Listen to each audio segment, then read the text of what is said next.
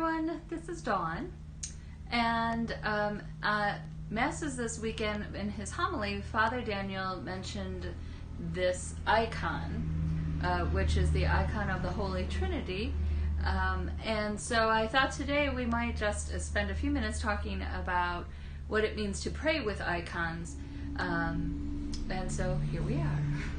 I'm back in my apartment, which means we have the noisy street outside, so I apologize if you have problems hearing. So anyhow, icons have been part of our church from nearly the very beginning. The earliest icons at that time, they were written. You don't paint an icon, you write an icon. That's an important understanding.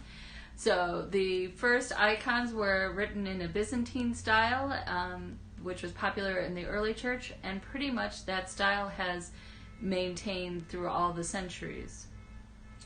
And so every part of an icon is important, from the figures, from what they're holding, from their hand gestures, where their eyes are looking, what's in the background, what's in the foreground. Every part of the icon has a specific meaning, usually a symbolic meaning, and so it's important to notice those and to be open to them. Icons are often called the windows into heaven, which is a funny term, but when you think about it, that's what they're meant to be. They're supposed to be a way for you to enter into deeper prayer using another medium. In this case, I don't want to say a painting because it's not a painting, but this thing. As you can tell, I'm not real with it today. So icons are not meant to be admired as a piece of artwork, like going to a museum and admiring work in that way. It's meant to help you be drawn into deeper prayer. And so, how do you pray with an icon? Well, first you find one. So I happen to have this one. I actually also have a couple small ones that somebody visited. I think they visited the Holy Land and they brought me back different icons. Often there you'll find this one of Jesus or one of Mary holding Jesus. So those are very popular ones. There are pretty much every saint has an icon. If you go online, you can find many, many of them. You in the short term, you could use just an image that you find online and pray with that icon. You can order them. There's many different sellers, retailers that offer icons, or you can have one commissioned if you have those sort of funds. And there are many people that write icons today, and so you could have one commissioned if you have a favorite saint or something along those lines. So first you need an icon. You can light a candle if you would like and place it in front of the icon just to help us to better enter into, illuminate in different ways. And that's pretty much all the background you need. And so when you're ready to begin, you just gaze at the image, not trying to figure it out initially, just taking it in. You can notice the details, the colors. Colors are very important in icons. They signify different things depending on who is writing the icon. And after gazing at it for a while, begin to sort of reflect on what is the icon trying to teach you about God?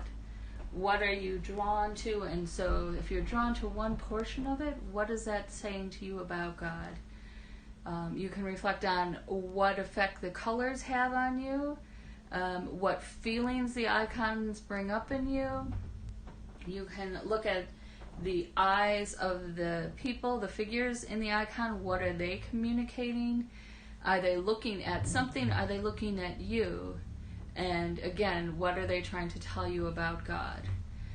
It's really meant to just bring you in deeper into prayer so that you can look through this window into heaven. So how you pray is up to you. Those are a few examples. I'll just share with you, this icon of the Trinity has been very important for me personally I usually have it hanging in my bedroom, so that the first thing that when I open my eyes, it's the first thing that I normally see.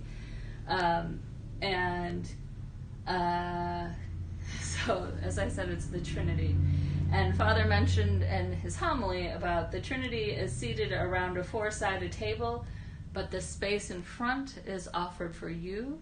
It's almost as if you're invited to be part of this, to come into that. Oftentimes when I pray with this icon, I place myself in it. And sometimes when the day is really hard and feels overwhelming, I end up realizing I feel like I'm underneath the table, where there I'm protected, but I just can't quite bring myself out.